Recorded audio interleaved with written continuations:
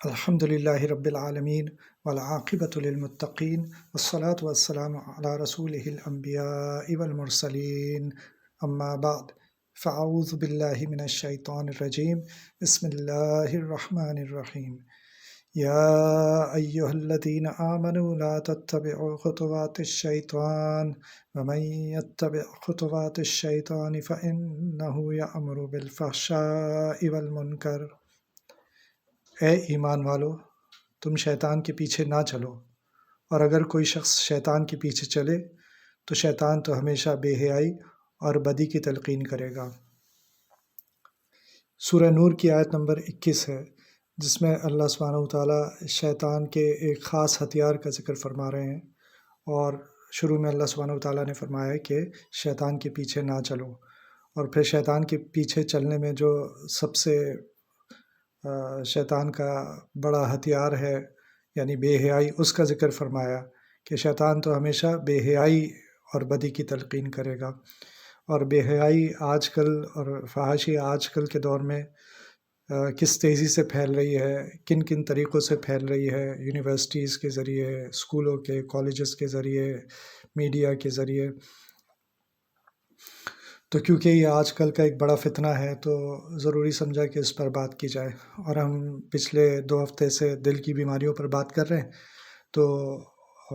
اور قرآن شریف کی ایک آیت بھی ہے جس میں اللہ سبحانہ وتعالیٰ نے یہ حکم دیا ہے کہ گناہ کے ظاہر کو بھی چھوڑ دو، اور اس کے یعنی ظاہری گناہوں کو بھی چھوڑ دو اور ان کے باطن کو بھی چھوڑ دو۔ تو ہم نے پچھلے 2 ہفتے سے یہ بات کی کہ باطن کو بھی چھوڑنے کا حکم فرمایا ہے۔ کسی گناہ کا ایک ظاہر ہوتا ہے اور ایک باطن ہوتا ہے۔ تو فحاشی جو ہے وہ گناہوں کی صورت میں نظر بھی آتی ہے، اور اس کی کچھ علامات ہوتی ہیں، لیکن یہ کہ اس کے کچھ وجہ بھی ہوتی ہے، اس کی کوئی جڑ بھی ہوتی ہے جس کی وجہ سے فحاشی پھیلتی ہے۔ تو علامات اور اس کا ظہور تو اس طرح ہوتا ہے کہ اگر کسی کو دیکھا جائے کہ وہ بہت زیادہ کیا فلمیں دیکھنا،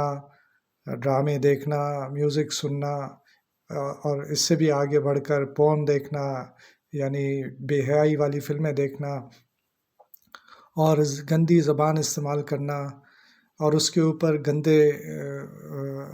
خیالات، بے حیائی والے خیالات کا غلبہ ہو، اور وہ فون کا استعمال بھی بے حیائی کے کاموں میں کرتا ہو، اس کے تعلقات نامحرموں سے ہوں، جن کو آج کے دور میں جائز بھی سمجھا جاتا ہے، حالانکہ وہ بھی ناجائز ہوتے ہیں،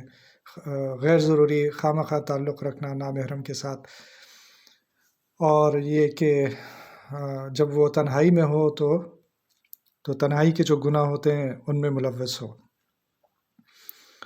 یعنی بند کمرے میں جو گناہ ہوتے ہیں ان گناہوں میں بھی ملوث ہو۔ تو کچھ تو نظر آ رہے ہیں کن گناہوں میں ملوث ہے، اور کچھ نظر نہیں آ رہے، لیکن یہ کہ ان سب کا ذریعہ کیا ہوتا ہے، یہ کس طریقے سے انسان بے حیائی میں مبتلا ہو جاتا ہے۔ تو اس میں سب سے بڑی وجہ یہ ہے کہ انسان ایسے لوگوں میں اٹھتا بیٹھتا ہے جو خود بے حیا ہوتے ہیں۔ جب ایسی مجالس میں بیٹھے گا تو اس کے نزدیک یہ چیزیں جو پہلے جن کو وہ غلط سمجھتا تھا، آہستہ آہستہ ان کو نارم سمجھنے لگے گا، ایک عام سی بات سمجھنے لگے گا، اور اس کی زندگی میں غیر محسوس طریقے سے بے حیائی داخل ہونا شروع ہو جائے گی۔ پھر یہ کہ وہ اپنی آنکھوں کی حفاظت اگر نہیں کرتا، کیونکہ قرآن شریف میں حکم فرمایا مردوں کو الگ سے اور عورتوں کو الگ سے کہ اپنی آنکھوں کو، اپنی نظروں کو نیچے رکھیں، لیکن اگر وہ آنکھوں کی حفاظت نہیں کرتا تو پھر یہ ایک سبب بنتا ہے کہ وہ خصوصاً آج کے دور میں جب آنکھوں کا استعمال موبائل فون میں بھی ہو رہا ہے، کمپیوٹر پہ بھی ہو رہا ہے، اور پھر یہ گھروں میں اگر ٹی وی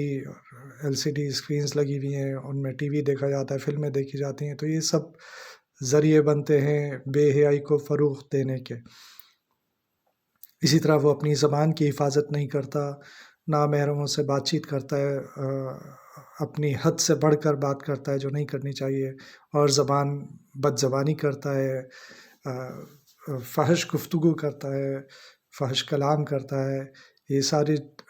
اسباب بن جاتے ہیں فحاشی کے پھیلنے کے، بے حیائی کے پھیلنے کے۔ ان سب سے رکنے کے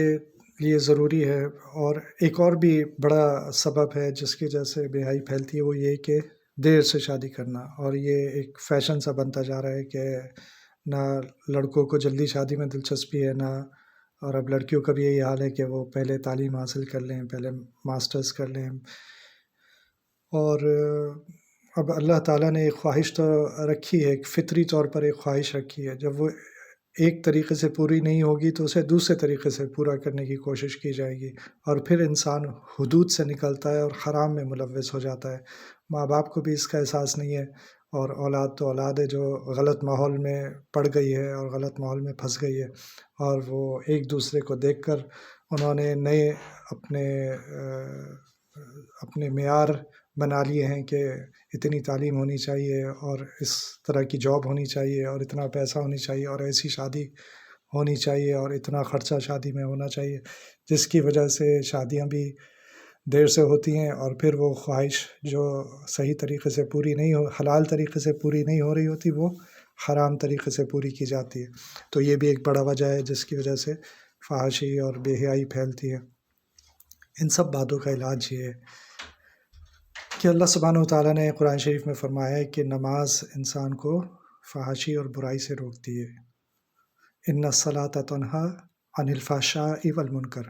اس لیے 5 وقت کی نماز پڑھے آدمی تو انشاءاللہ ایک بہت بڑی رکاوٹ ہو جائے گی بے حیائی کی باتوں سے۔ پھر یہ کہ جیسا کہ قرآن شریف میں اللہ سبحانہ وتعالیٰ نے حکم دیا کہ اپنی نظروں کو نیچے رکھا جائے، تو ہر کوئی اس پہ عمل کرنے کی کوشش کرے کہ اپنی نظروں کو نیچے رکھے، خصوصاً اس دور میں جب کہ بے حیائی کے حملے جو ہیں، شیطانی حملے جو ہیں، وہ مختلف طریقوں سے، متعدد طریقوں سے مسلسل ہو رہے ہیں۔ پھر یہ کہ قرآن شریف کی باقاعدہ تلاوت کرے، اپنا معمول بنائے کہ روزانہ کم از کم اتنی تلاوت کرنی ہے، چاہے وہ 5 منٹ کی ہو، لیکن اپنا معمول بنائے کہ اتنا وقت میں قرآن کو دے دوں گا۔ اس کے علاوہ جو اگر کوئی تنہائی کے گناہوں میں ملوث ہے تو پھر اس کو تو چاہیے کہ وہ تنہا نہ ہو، اپنے آپ کو زیادہ سے زیادہ مصروف رکھے، اور ایسا موقع شیطان کو نہ دے کہ وہ اس کو ورغلائے اور تنہائی کے گناہوں میں ملوث کرے۔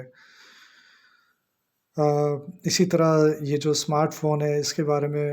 حضرت مفتی تقی عثمانی صاحب دامت برکاتہم ان کا فتویٰ ہے کہ جو شخص اپنے اوپر قابو نہیں رکھ سکتا اور اسمارٹ فون استعمال کرتا ہے جس میں پھر وہ گناہوں میں ملوث ہوتا ہے، اس کے لیے اسمارٹ فون کا استعمال حرام ہے، یہ حضرت نے فتویٰ دیا۔ تو اس کے لیے جائز ہی نہیں ہے اسمارٹ فون استعمال کرنا، کیونکہ یہ اسے گناہوں کی طرف اور فحاشی کی طرف لے کے جا رہا ہے۔ تو وہ پھر عام والا فون رکھے، جو بٹن والا فون ہوتا ہے، اس کا استعمال کرے۔ تو اب اگر کوئی اپنے اسمارٹ فون کے جیسے گناہوں میں ملوث ہو رہا ہے تو وہ پھر اسمارٹ فون کو اپنے پاس سے نکالے اور عام فون کا استعمال کرے۔ اور چھٹی ایک بہت بڑی ضرورت ہے ہر کسی کی، وہ یہ کہ وہ ایسے لوگوں کے ساتھ رہے جو حیا والے ہوں، بے حیا لوگوں کے ساتھ نہ رہے۔ اپنی مجالس کے بارے میں سوچے میں کن لوگوں کے ساتھ اٹھ رہا بیٹھ رہا ہوں، تو اگر وہ اللہ کے نیک بندوں کے ساتھ اٹھے گا بیٹھے گا جن کے اندر حیا ہے، تو اس کے اندر بھی حیا آنی شروع ہو جائے گی، اور یہ انشاءاللہ اس کے لیے جو کام مشکل تھا، ہر جو گناہ عادت بن جاتا ہے اس کو چھوڑنا مشکل ہو جاتا ہے، لیکن اگر وہ اپنے کوشش کرے گا اور ایسے لوگوں کے ساتھ ان کی صحبت میں بیٹھے گا جو خود حیا والے ہیں، تو پھر اس کے اندر حیا آسانی سے آنی شروع ہو جائے گی۔ باقی اپنے لیے دعا کرنا تو ہم سب کی ضرورت ہے، تو اپنے لیے دعا کریں کہ اللہ تعالیٰ میں اس برائی میں پھنسا ہوا ہوں، یا اللہ میرے لیے اس میں سے نکلنا مشکل ہے، یا اللہ آپ کو اس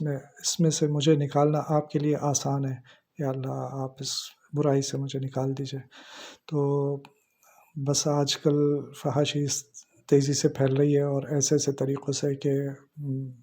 بڑے بڑے لوگوں کو بھی سمجھ نہیں آتا کہ یہ ہو کیا رہا ہے۔ اداروں کے اندر، ملٹی نیشنلز کے اندر کن طریقوں سے کیا کیا کیمپینز اور تحریکیں چلائی جا رہی ہیں۔ اللہ تعالیٰ ہم سب کی حفاظت فرمائے۔ صلی اللہ تعالیٰ علی خیر خلقہ محمد وعلی آلہ واصحابہ اجمعین، آمین برحمتک یا ارحم الراحمین۔